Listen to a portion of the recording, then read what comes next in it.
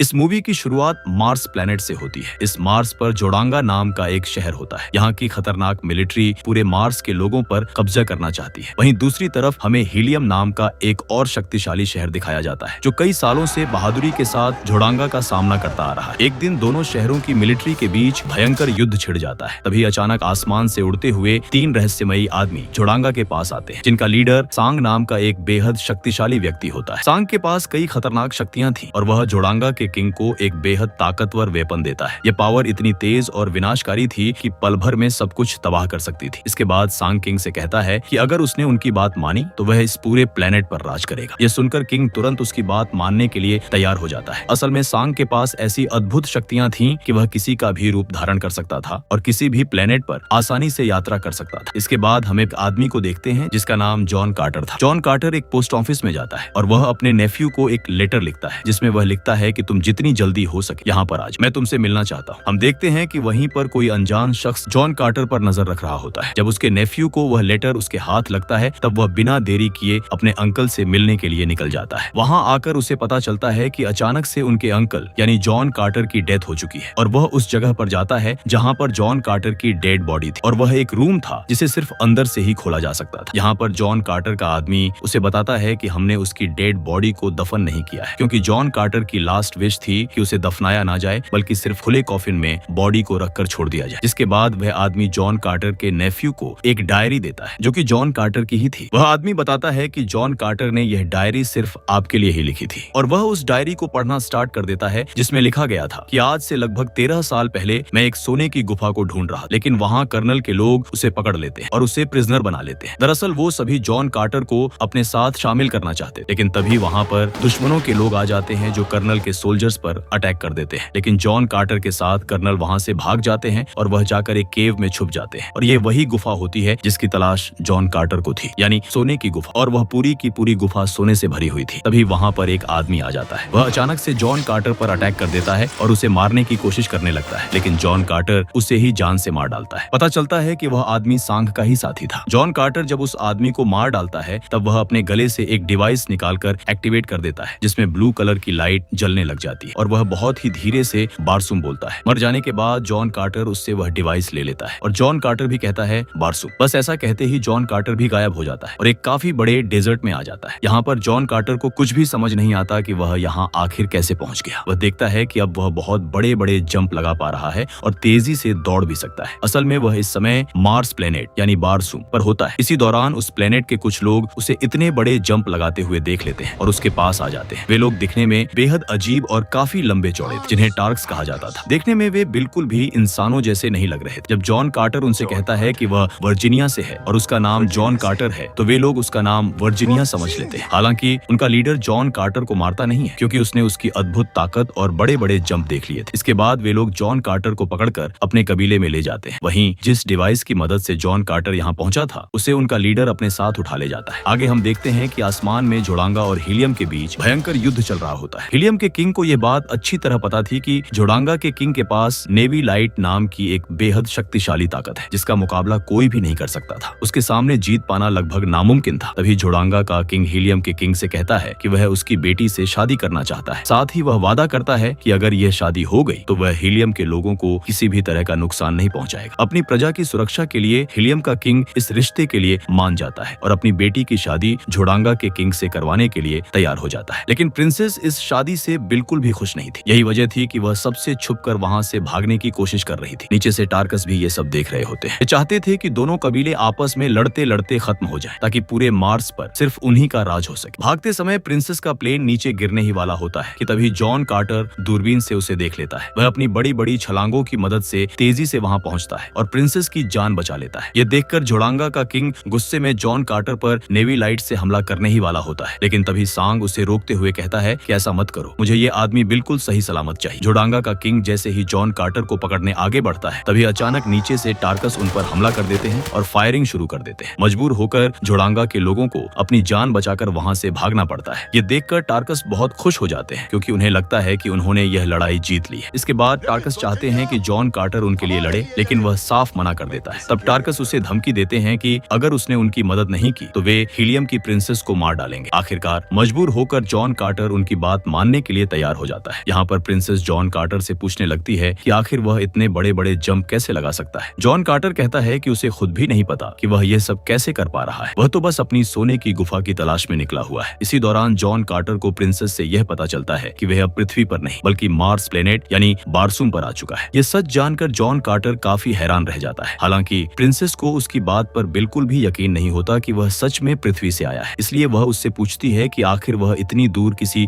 दूसरे प्लेनेट पर कैसे पहुंच गया। तब जॉन कार्टर उसे वह रहस्यमयी डिवाइस दिखाता है जिसकी मदद से वह यहाँ आया था, लेकिन वह डिवाइस इस समय टार्क्स के लीडर के पास होती है। इसके बाद जॉन कार्टर, प्रिंसेस और टार्क्स कबीले की एक लेडी तीनों मिलकर एक खास जगह पर जाते हैं। वहाँ पहुंचकर उन्हें एक होली रिवर के बारे में पता चलता है। साथ ही उन्हें एक ऐसी रहस्यमयी दीवार भी दिखाई देती है जिसके जरिए जॉन कार्टर वापस पृथ्वी पर जा सकता था। तभी वहाँ पर गार्ड्स आ जाते हैं और उन सबको पकड़ लेते हैं क्योंकि वह जगह उनकी देवी माँ की थी और उन लोगों ने उस पवित्र स्थान को अपवित्र कर दिया। ये बात सुनकर राजा उन सभी को मौत की सजा सुना देता है, लेकिन टार्क्स का राजा उन्हें यूं ही छोड़ देता है क्योंकि वह लड़की टार्क्स की राजा की बेटी होती है। इसके बाद तीनों अपनी मंजिल की ओर आगे बढ़ जाते हैं। रास्ते में जॉन कार्टर को यह भी पता चल जाता है कि वह लड़की कोई और नहीं बल्कि हीलियम की प्रिंसेस है। वह यहाँ इसलिए भागकर आई थी क्योंकि वह जोड़ांगा के राजा से शादी नहीं करना चाहती थी। आखिरकार वे लोग अपनी मंजिल तक पहुंच जाते हैं। वहाँ पहुंचते ही उस जगह पर अजीबोगरीब बदलाव होने लगते हैं। जॉन कार्टर उस डिवाइस को एक रहस्यमयी जमीन पर लगाता है जिससे वहाँ की पूरी जमीन बदलने लगती है। तभी उन सभी को पता चलता है कि वहाँ अलग अलग प्लैनेट्स तक जाने के रास्ते मौजूद हैं। वहाँ कुछ खास शब्द भी लिखे हुए होते हैं जिन्हें उस डिवाइस के साथ बोलने पर दूसरे प्लैनेट तक पहुंचा जा सकता था। जब वे लोग उन शब्दों को पढ़ ही रहे होते हैं तभी अचानक सांग अपने कुछ मॉन्स्टर्स के साथ वहाँ पहुंच जाता है। सांग अपने मॉन्स्टर्स को आदेश देता है कि प्रिंसेस और जॉन कार्टर दोनों को पकड़ लिया जाए। तभी जॉन कार्टर लेडी टार्क्स और प्रिंसेस को बचाने के लिए अकेला ही उनके सामने युद्ध करने के लिए रुक जाता है। इसके बाद सारे मॉन्स्टर्स उस पर हमला कर देते हैं, लेकिन जॉन कार्टर अकेले ही उनसे लड़ पड़ता है और एक एक करके सभी मॉन्स्टर्स को खत्म कर देता है। तभी हीलियम के राजा वहाँ पहुंच जाते हैं और ऊपर से उन मॉन्स्टर्स पर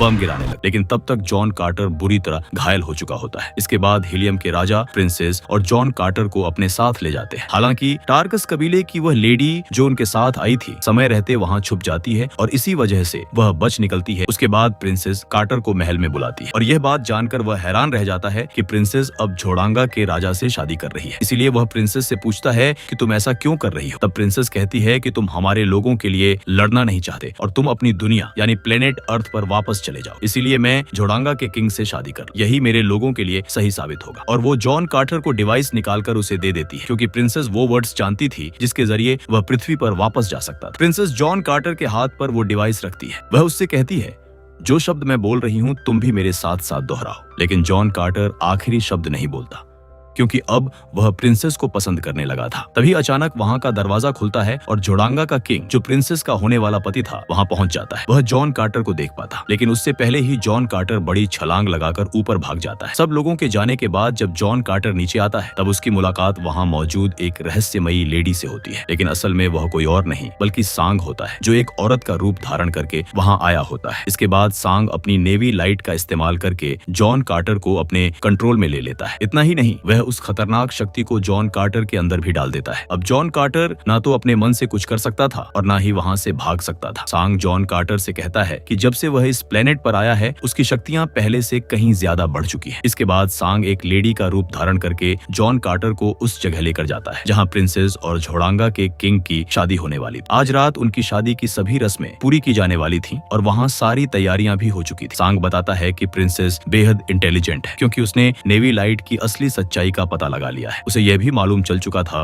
कि जब आज रात मार्स के दोनों चांद एक साथ आएंगे तभी शादी की रस्म पूरी की जाएगी। साथ ही जो भी इंसान नेवी लाइट की असली हकीकत जान लेता है वह उनके लिए खतरा बन जाता है। यह सब सुनकर जॉन कार्टर सांग से पूछता है कि आखिर वह यह सब क्यों कर रहा है और उसके पीछे उसका असली मकसद क्या है। वह कहता है कि अगर सांग चाहे तो सीधे जाकर प्रिंसेस को मार भी सकता है। तब सांग मुस्कुराते हुए कहता है कि यह खेल वह लोग सदियों से खेलते आ रहे हैं, यहाँ तक कि तब से जब यह प्लेनेट पूरी तरह आबाद भी नहीं हुआ। वह आगे कहता है कि वे ऐसा तब तक करते रहेंगे जब तक पृथ्वी को भी नष्ट नहीं कर देते। इस बात से साफ हो जाता है कि मार्स को तबाह करने के बाद उनका अगला निशाना पृथ्वी होने वाली है। असल में उनका मिशन ही एक एक करके सभी प्लैनेट्स को बर्बाद करना था। सांग आगे बताता है कि वे नेवी लाइट जैसी खतरनाक शक्ति हमेशा ऐसे लोगों को देते हैं जो लालची, मूर्ख और ताकत के भूखे। जोड़ांगा का किंग भी बिल्कुल ऐसा ही इंसान। आखिर में सांग कार्टर से कहता है कि उन्हें एक खास मकसद के लिए बनाया गया है। वे लोगों को उनकी ही दुनिया तबाह करने के लिए उकसाते हैं और जब कोई प्लेनेट विनाश की तरफ बढ़ता है तो उसी तबाही से उनकी ताकत और भी बढ़ जाती है। सांग जॉन कार्टर को कहीं और ट्रांसफर कर रहा होता है कि तभी वहाँ पर जॉन कार्टर का वफादार डॉग आकर सांग के उसी हाथ पर काट लेता है जहाँ पर वह नेवी लाइट वाली डिवाइस लगी हुई थी, जिसकी मदद से उसने जॉन कार्टर को अपने कंट्रोल में किया हुआ। डिवाइस हटते ही जॉन कार्टर उसके कंट्रोल से बाहर आ जाता है और वह उन्हीं के एक एयरक्राफ्ट में बैठकर वहां से निकल जाता है। लेकिन वो लोग जॉन कार्टर का पीछा करने लगते हैं। जॉन कार्टर की तीसरी साथी यानी टार्क्स वाली फीमेल लेडी वो एक डेजर्ट में होती है और वह उस जहाज पर गोली चलाती है जो जॉन का पीछा कर रहा होता है, जिसके बाद कार्टर का जहाज भी वहां पर क्रैश हो जाता है। जॉन कार्टर कहता है कि मुझे प्रिंसेस को बचाने के लिए पूरी आर्मी चाहिए, जिसके बाद वह टार्क्स के पास जाता है और जब वह वहां पर पहुंचता है तो उसे प्रिजनर बना लिया जाता है, क्योंकि टार्क्स का जो पुराना किंग था उसे भी अब प्रिजनर बनाया गया हुआ था और उसका एक दूसरा साथी जो था वो उसे धोखा देकर वह खुद वहां का किंग बन गया था और वह जॉन कार्टर को पसंद नहीं करता था और उसे जान से मारना चाहता था। लेकिन पुराने वाले टार्क्स किंग को जॉन कार्टर के ऊपर विश्वास होता है कि वह हमें सम्मान दिला सकता है। अगले दिन हम देखते हैं कि जॉन कार्टर के साथ टार्कस के पुराने वाले किंग दोनों को एक बहुत ही खतरनाक मॉन्स्टर के साथ छोड़ दिया जाता है, लेकिन कार्टर उससे लड़ता है और उसे जान से मार डालता है और वो उस झूठे राजा को मार देता है जो पुराने राजा की जगह खुद राजा बना हुआ था। अब दोबारा से वह पुराने वाला किंग फिर से वहां का राजा बन जाता है। जॉन कार्टर हर हाल में प्रिंसेस को बचाना चाहता था, लेकिन आसमान में दोनों चांद एक दूसरे के करीब आ चुके थे और उनके मिलते ही शादी की रस्म पूरी होने वाली थी। अगर ऐसा हो जाता तो सांग अपने प्लान के तहत प्रिंसेस को मार डालता, लेकिन शादी की रस्म पूरी होने से पहले ही जॉन कार्टर टार्कस की आर्मी के साथ वहां पहुंच जाता है। वहां पहुंचकर वह सबको सच बताता है कि यह सब एक बड़ी साजिश है। जोडांगा का किंग गुस्से में अपनी तलवार निकाल लेता है और उसी पल वहां भयंकर युद्ध शुरू हो जाता है। हीलियम का साथ देने के लिए टार्कस की पूरी आर्मी भी मैदान में उतर आती है। अब दोनों कबीले एकजुट होकर जोडांगा को हमेशा के लिए खत्म करने के लिए लड़ने लगते हैं। युद्ध के दौरान जॉन कार्टर जोडांगा के किंग को मार डालता है, लेकिन तभी सांग प्रिंसेस का रूप धारण करके वहां आ जाता है और असली प्रिंसेस की गर्दन पर तलवार रख देता है। उसी समय मौका देखकर प्रिंसेस सांग के पास मौजूद टेलीपोर्ट वाला डिवाइस निकाल लेती है और उसे दूर फेंक देती है। हालांकि सांग बहुत चालाक होता है, वह तुरंत उस डिवाइस को दोबारा अपने कब्जे में ले लेता है। इसके बाद जॉन कार्टर और टार्कस का राजा दोनों मिलकर सांग को मारने ही वाले होते हैं, लेकिन तभी सांग अचानक वहां से गायब हो जाता है। बाद में कार्टर और प्रिंसेस की शादी हो जाती है। उसी रात में हम देखते हैं कि सांग वहां पर किसी और रूप में आता है और वो जॉन कार्टर के चेस्ट पर अपना हाथ रखकर अर्थ पर भेज देता है। जब जॉन कार्टर की आंख खुलती है तो वो खुद को उसी केव में पाता है जिसे वो इतने अरसे से ढूंढ रहा था, लेकिन वो अब वापस मार्स पर ही जाना चाहता था क्योंकि उसकी वाइफ प्रिंसेस मार्स पर ही थी, मगर उसके पास अब वो डिवाइस नहीं थी जिससे वह वहां तक जा सके। फिर जॉन कार्टर यहाँ से 10 साल तक उसी डिवाइस को ढूंढता रहता है। आखिरकार उसे वह डिवाइस मिल ही जाता है। अब तक हमें ये बात अच्छी तरह समझ आ चुकी होती है कि यह पूरी कहानी जॉन कार्टर का नेफ्यू उसकी डायरी पढ़कर जान रहा था। वह आगे लिखता है कि जहाँ उसका कॉफिन रखा है उसकी चाबी कोई और नहीं बल्कि उसका नेफ्यू खुद है। साथ ही वह यह जिम्मेदारी भी